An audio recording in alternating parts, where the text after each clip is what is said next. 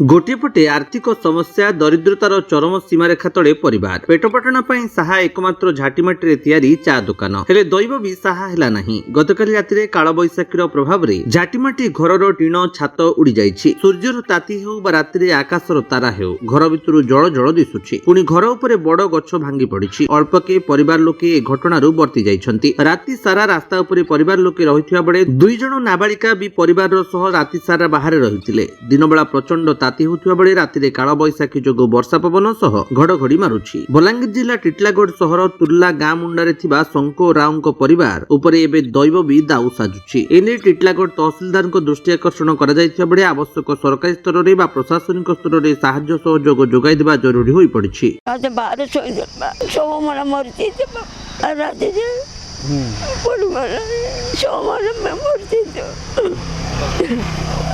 आया साप सब साप ठन नहीं सब किछि आया पर सब विपद रोज आया